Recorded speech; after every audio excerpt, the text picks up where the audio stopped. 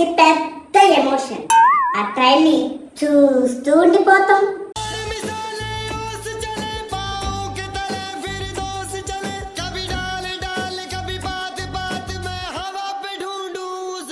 బండి బండి రైలు బండి ఎంత మంచి రైలు బండి ఊరువాడ తిప్పేనండి అంతారండి అంతారు. ట్రైన్ ని చూడాలంటే మనకి అంత సంతోషం. రైల్వే పట్టాల మీద రూపాయి బిళ్ళలు పెట్టి ఆడుకునే వాళ్ళం. రైలు పట్టాల మీద రాయలు పెట్టి టైర్ ఎక్కడ పంచర్ అవుతుందో అని చూసేవాళ్ళం. టైరు పంచర్ అవుతుందా? టైర్ ఎందుకురా పంచర్ అవుతుంది? కానీ మనం అలానే ఆలోచిస్తాం. అలాంటి ట్రైన్ ని మనకి విరక్తి పుట్టేలా చేశారు ఆ భయ్యా బాబాయ్. రావు గారు సార్, మీరేమనుకోనంటే మిమ్మల్ని ఒక విషయం అడగొచ్చా? అడగండి. ఫీల్ అవ్వకూడదు, అడగండి.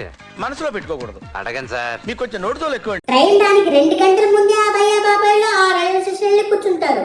కానీ మనలాంటి తేట తెలుగు ప్రజలు ఎవరు పెట్టిన శాపం తెలియదు, వాళ్ళ ఆ ట్రాక్ మీద ఉన్న ట్రైన్ క్యాచ్ చేయడానికి ప్రయత్నిస్తారు. ఈ భయ్యా బాబాయ్ ఎలా అంటే ఆ ఫ్రెష్ ఉన్న ఫ్లోర్ ని రక్తపాతంలా చూపిస్తారు. మీరప్పుడు ఆ ట్రైన్ లో ఒక మల్టీ యూనివర్స్ సారీ ఒక మార్బుల్ యూనివర్స్ చూడగలుగుతారు. అక్కడ ఎవడో గొడవలాడుతుంటాడు, దానిలో మన హల్కుని చూడొచ్చు.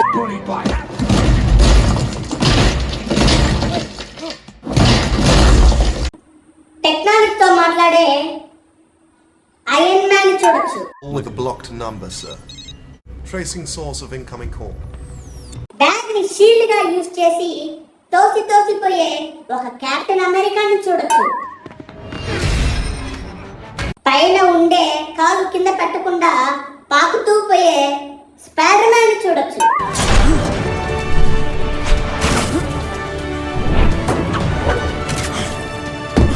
ఇంతెందుకు, ట్రైన్ ఎక్కనికి ఒక పోర్టల్ ని క్రియేట్ చేసి ఆ విండోల నుంచి వచ్చే ఒక డాక్టర్ స్ట్రేంజ్ ని చూడొచ్చు.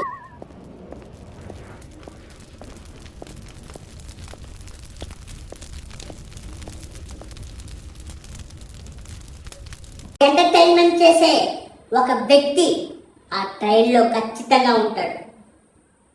మీరు అనుకున్నట్టు అది మార్వెల్లో నుంచో ఏ డీసీలో నుంచో ఊడిపడిన క్యారెక్టర్ కాదు, అతని పేరే జాక్స్.